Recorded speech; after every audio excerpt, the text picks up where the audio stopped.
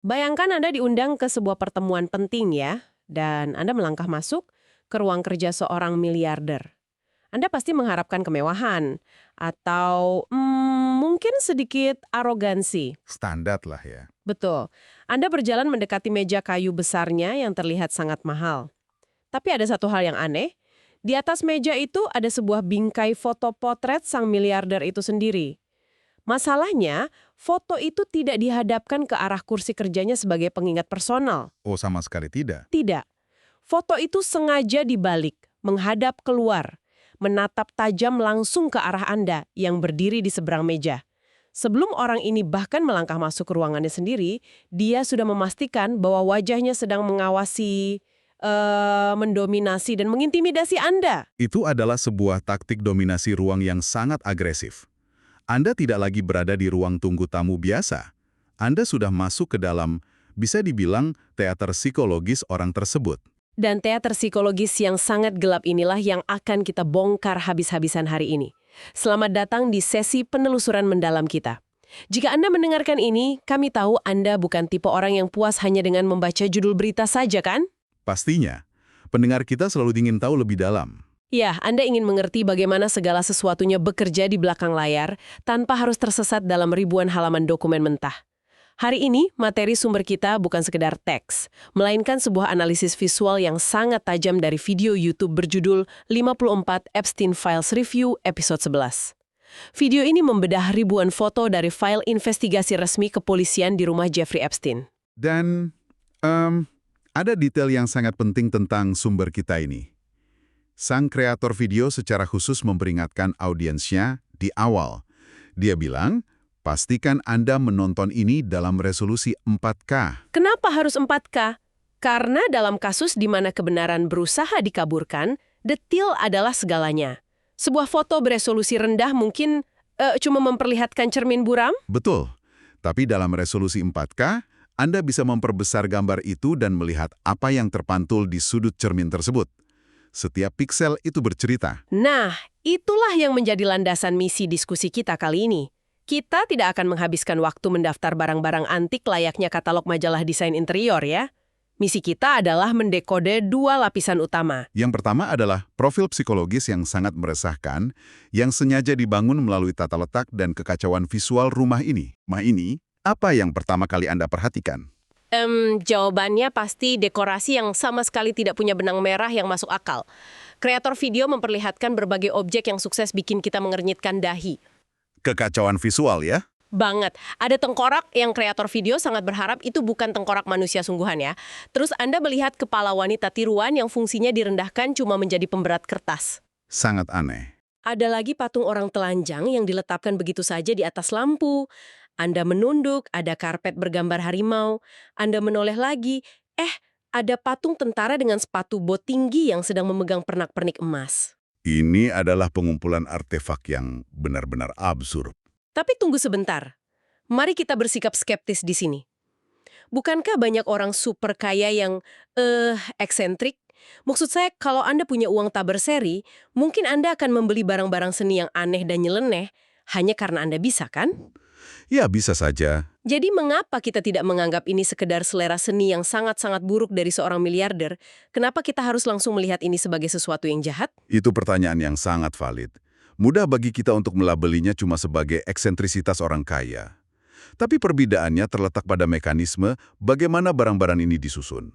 Mekanisme bagaimana maksudnya? Begini, jika Anda menyusun koleksi seni yang aneh di sebuah galeri, oke, itu adalah eksentrisitas. Tapi di rumah ini, objek-objek itu dicampur adukan dengan benda-benda fungsional untuk menciptakan apa yang kita sebut sebagai disonansi kognitif. Oke, mari kita urai ini. Disonansi kognitif. Bagaimana cara kerjanya dalam konteks desain interior? Coba bayangkan seperti ini. Otak manusia itu sangat suka mengkategorikan ruang kan, untuk menentukan bagaimana kita harus bersikap. Aha. Jika Anda masuk ke ruang praktek dokter dan melihat model anatomi, otak Anda berkata, oke, saya di area medis, saya aman. Jika Anda masuk ke ruang musik dan melihat piano klasik, otak Anda tahu Anda berada di ruang hiburan. Masuk akal. Tapi di ruangan ini, Anda melihat piano Steinway yang megah, lalu di sebelahnya ada tumpukan buku, bendera bulan sabit, tumpukan pil resep, tengkorak medis, dan pernak-pernik suku pedalaman. kayak topi berlambang Rusia dan mokasin. Semuanya bertumpuk dalam satu jarak pandang. Wah, otak saya pasti akan kewalahan mencoba mencerna ruangan apa ini sebenarnya. Tepat, otak Anda gagal mengkategorikan ruangannya. Dan ketika itu terjadi, Anda kehilangan pijakan. Anda menjadi bingung, tidak seimbang, dan secara psikologis lebih rentan. Jadi ini bukan sekedar penempatan asal-asalan ya? Sama sekali bukan. Bagi pemilik rumah ini, kekacauan visual tersebut bukanlah kebetulan dan bukan sekedar selera buruk. Itu adalah infrastruktur kontrol. Infrastruktur kontrol? Iya, itu adalah cara untuk melucuti pertahanan mental siapapun yang melangkah masuk ke sana. Baik itu tamu istimewa maupun, yang lebih mengerikan, korban. Dan ini mengingatkan saya kembali ke foto di meja kerja yang kita sebutkan di awal tadi. Benar. Foto yang menghadap keluar itu adalah puncak dari proyeksi kekuasaan ini. Ruangan itu dirancang untuk mengatakan aturan normal tidak berlaku di sini, dan saya yang memegang kendali atas realitas Anda. Wow, penjelasan itu mengubah segalanya buat saya. Kayak bayangkan Anda masuk ke kantor seseorang, tapi alih-alih foto keluarga yang diletakkan menghadap mereka, foto mereka sendiri justru dipajang menatap tajam ke arah Anda. Ini bukan pameran seni, ini adalah museum yang didedikasikan untuk narsisisme ya. Labirin ego yang dirancang sebagai senjata psikologis. Betul sekali. Dan berbicara soal ego yang merasa tidak tersentuh, sumber kita juga menyoroti beberapa karya seni spesifik yang, lebih terasa seperti lelucon internal yang sangat kejam. Ya. Patung telur itu? Ya, ada sebuah patung berbentuk telur. Sekilas, ya itu abstrak lah. Tapi kreator video memberikan konteks yang bikin perut saya mual. Dalam sebuah dengar pendapat hukum yang tertutup, ada kesaksian dari seorang anak yang mendeskripsikan anatomi fisik orang ini. Dan anak itu menggunakan kata telur, kan? Tepat, anak itu secara spesifik mendeskripsikan anatominya seperti telur. Menaruh referensi fisik yang secara harfiah berasal dari tuduhan pelecehan terhadap dirinya sendiri, lalu memajangnya di rumah sebagai karya seni, itu lebih dari sekedar arogansi. Itu menantang secara langsung ya. Iya.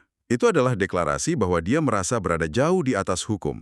Dan bukan cuma patung telur itu, ada lukisan-lukisan wajah yang aneh. Kreator video mendeskripsikan tekstur wajah di lukisan itu kayak, sereal sarapan yang direndam susu sampai membengkak. Visual yang sangat tidak nyaman. Woody Allen. Sumber kita sangat berhati-hati di sini. Dan kita juga hanya mencatat apa yang ada di sumber. Murni mencatat fakta sejarah bahwa tokoh tersebut memiliki rekam jejak kontroversial terkait pernikahan dengan anak tirinya sendiri. Entah ini kebetulan atau bukan, semua tema karya seni di rumah ini berulang kali berputar pada narasi yang sama. Narasi dominasi dan eksploitasi. Betul. Menormalisasi hal-hal yang bagi masyarakat luas adalah sebuah pelanggaran batas yang ekstrim. Yang sangat menarik di sini adalah, kita harus ingat bahwa dekorasi hanyalah lapisan terluar.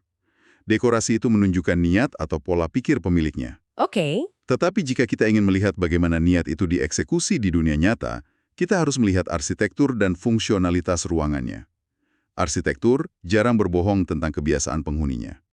Disinilah semuanya menjadi sangat menarik. Kita beralih dari artefak yang digantung di dinding ke cara ruangan-ruangan ini dirancang untuk digunakan secara spesifik.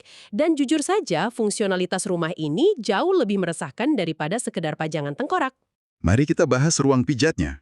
Ya, ada lampu penggelap kulit atau tanning light, berbagai macam minyak, lotion, yang mungkin biasa saja untuk spa pribadi orang kaya kan?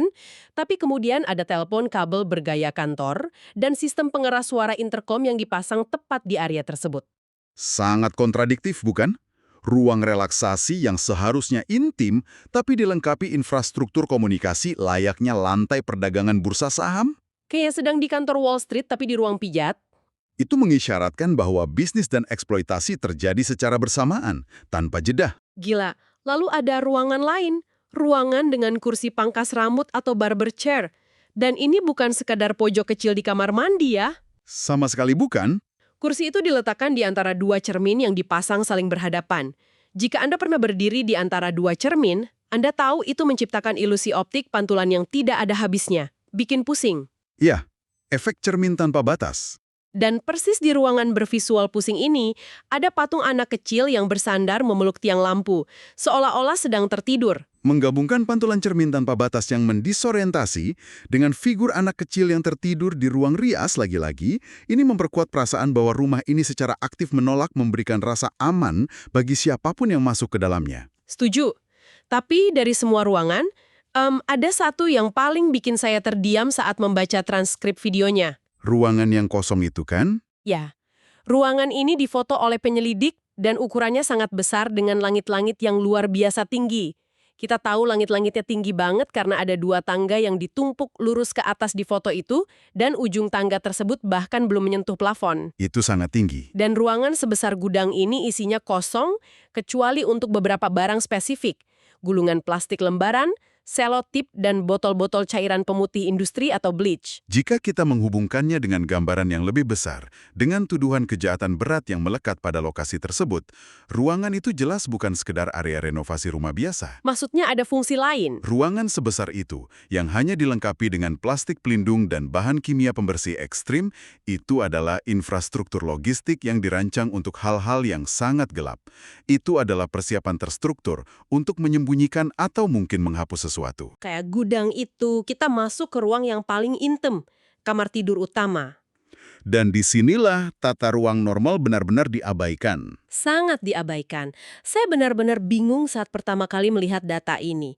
Kreator video membawa kita melewati kamar biru yang aneh dengan lantai motif catur dan taburan kelokok bunga, terus menuju kamar tidur utamanya. Ya. Kalau saya merancang kamar tidur, saya akan menaruh ranjang, lemari pakaian, mungkin satu kursi baca di sudut, kan? Normalnya begitu, sebagai ruang pribadi. Tapi tata letak di kamar ini tidak masuk akal secara spasial. Ada tempat tidur di tengah, tapi di sekelilingnya ada sofa, bangku kecil atau ottoman, dan beberapa kursi lain yang diatur menyebar di sudut-sudut ruangan.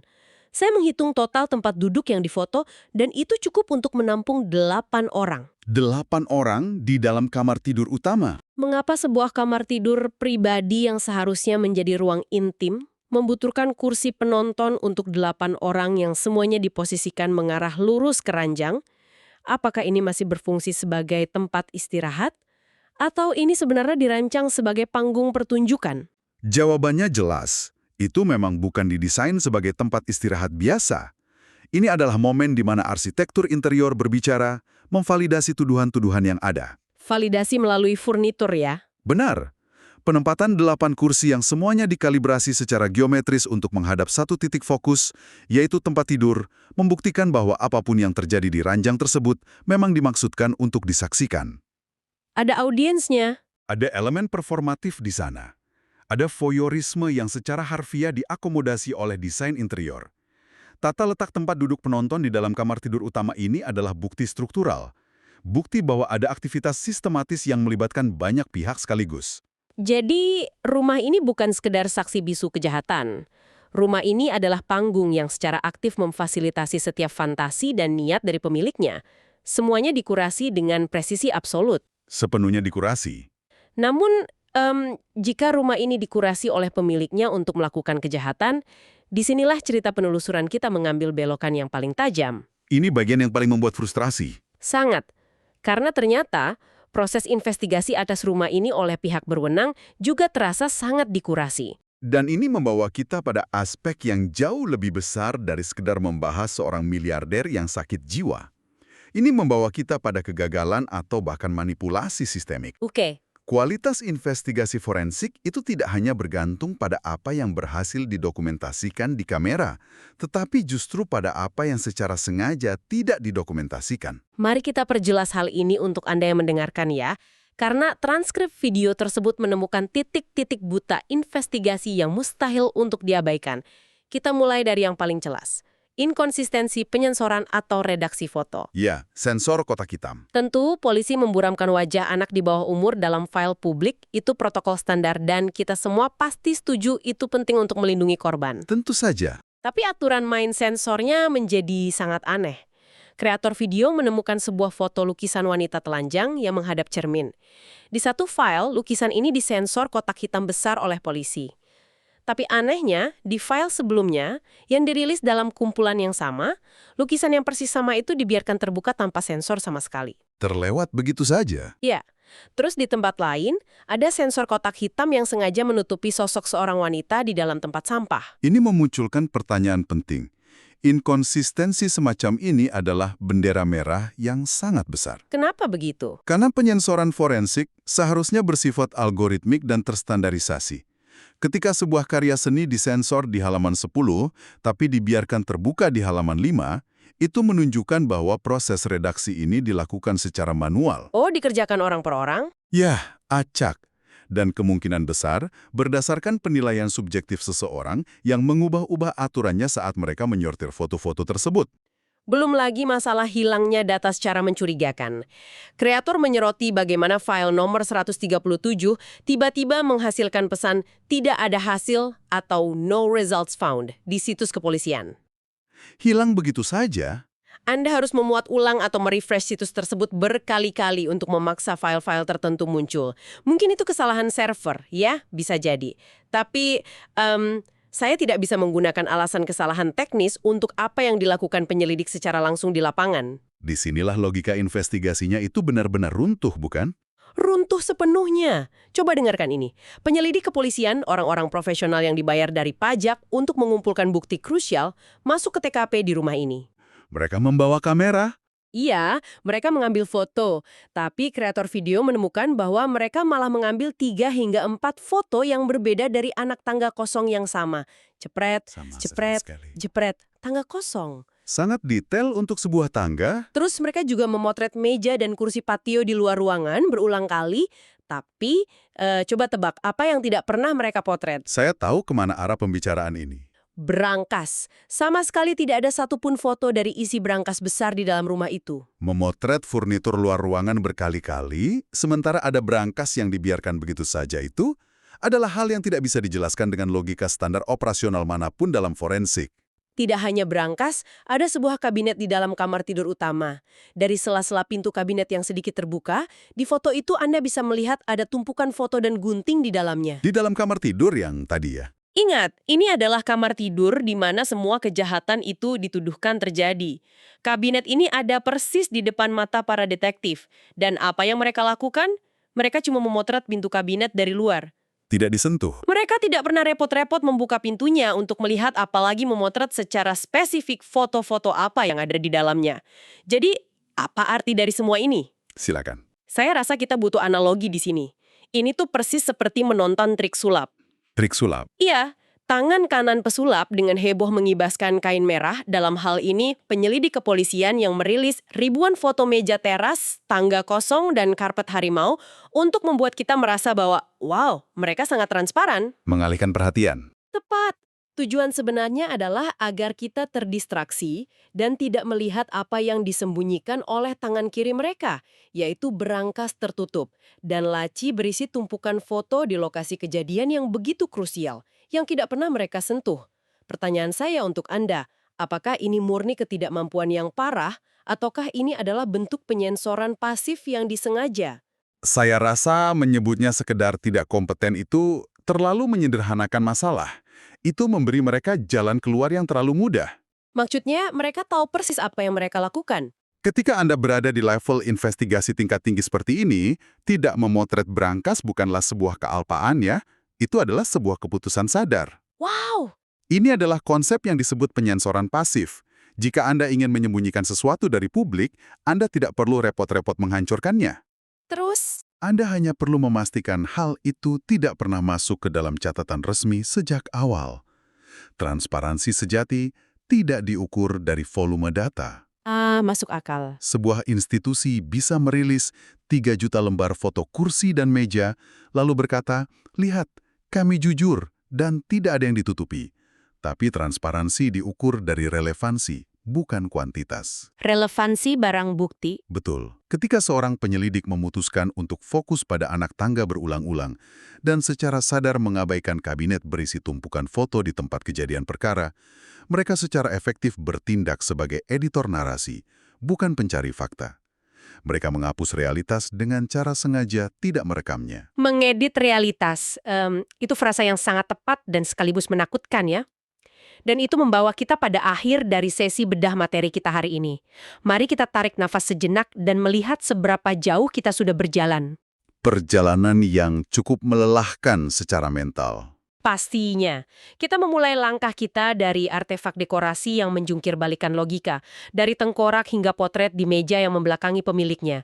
Sebuah desain yang dirancang khusus untuk menciptakan disonansi kognitif dan melumpuhkan pertahanan psikologis tamunya. Dan kemudian kita membedah fungsionalitas ruangannya. Ya, kita melihat arsitekturnya, menyadari bahwa ruangan kosong berukuran gudang dengan pemutih dan kamar tidur teater dengan kapasitas 8 penonton itu adalah bukti fisik. Bukti dari niat eksploitasi yang benar-benar dieksekusi. Arsitektur memang tidak pernah berbohong. Namun, realisasi yang paling menyesakkan dada justru datang di akhir, bahwa pihak kepolisian yang kita harapkan menjadi lensa objektif malah bertindak sebagai pesulap yang mengarahkan pandangan kita menjauh dari bukti-bukti yang sebenarnya. Dan bagi Anda yang mendengarkan, inilah pelajaran terpentingnya. Di dunia dan era di mana kita dibanjiri oleh informasi yang diklaim sebagai data bocor atau dokumen transparan, kemampuan berpikir kritis Anda harus tajam. Sangat tajam. Jangan hanya terkesima oleh apa yang disajikan di dalam bingkai foto. Anda harus jeli. Tanyakan pada diri Anda, siapa yang memegang kamera ini, mengapa mereka ingin saya melihat benda ini, dan yang terpenting, sudut mana dari ruangan ini yang sengaja tidak mereka perlihatkan kepada saya. Sangat benar. Selalu pertanyakan apa yang ada di luar bingkai kamera, dan sebagai penutup, saya ingin meninggalkan Anda dengan satu pemikiran provokatif untuk Anda renungkan sendiri malam ini. Silahkan. Kita sering mendengar pepatah lama bahwa sebuah gambar bernilai 1000 kata. Jika itu benar, lalu kekuatan macam apa, rahasia macam apa yang bisa diceritakan oleh gambar-gambar yang sengaja tidak pernah diizinkan untuk diambil oleh pihak berwenang? Pertanyaan yang bagus. Apakah kebenaran sejati dari kasus yang mengguncang dunia ini justru tidak hilang, melainkan masih terkunci rapi di dalam kabinet kayu dan berangkas baja yang sampai detik ini secara harfiah menolak untuk dibuka? Terima kasih telah menemani kami menyusuri lorong yang gelap ini. Tetaplah kritis, tetaplah mempertanyakan segalanya, dan sampai jumpa di penelusuran mendalam berikutnya.